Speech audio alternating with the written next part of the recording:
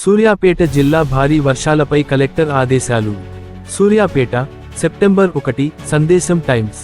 ఇటీవల కురిసిన భారీ వర్షాల కారణంగా దెబ్బతిన్న రహదారులు, వంతెనలు, చెరువులు, పంటలు, ప్రభుత్వ భవనాలు మొదలైన వాటికి సంబంధించి అంచనా నివేదికలను తక్షణమే రూపొందించి సమర్పించాలని సూర్యాపేట జిల్లా కలెక్టర్ తేజస్ నందలాల్ పవార్ సంబంధిత శాఖల అధికారులను ఆదేశించారు.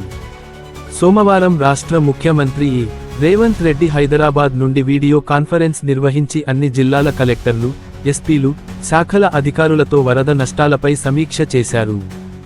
వీడియో కాన్ఫరెన్స్ అనంతరం కలెక్టర్ మాట్లాడుతూ, జిల్లాలో మానవ, పశు నష్టం, ఇళ్ల కూలిపోవడం, రహదారులు, లోలెవల్ కల్వర్టులు, బ్రిడ్జిల దెబ్బతినడం, పంచాయతీ రాజ్ ఆధ్వర్యంలోని రోడ్లు, పంచాయతీ భవనాలు, వరదల వల్ల పొలాల్లో ఇసుక మేడలు, పంట నష్టం, మిషన్ భగీరథ పైపులైన్ల దెబ్బతినడం, మున్సిపాలిటీల్లో సంభవించిన నష్టాలు, పునరావాస కేంద్రాల సమాచారం, నీటిపారుదల శాఖ ఆధ్వర్యంలోని కాల్వలు, చెరువులు, ప్రాజెక్టులు వంటి అంశాలపై క్షేత్రస్థాయి పర్యటనలు చేసి నివేదికలు సమర్పించాలని ఆదేశించారు.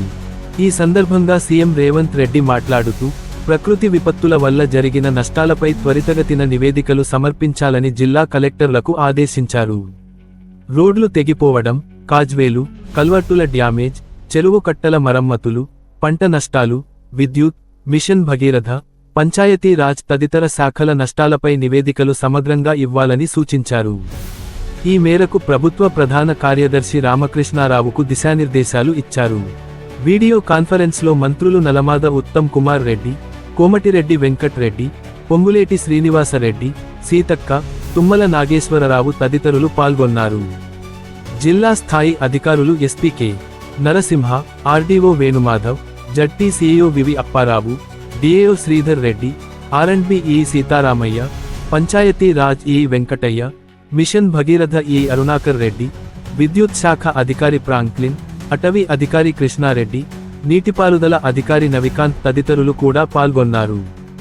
జిల్లా పౌర సంబంధాల అధికారి, సమాచార శాఖ, సూర్యాపేట.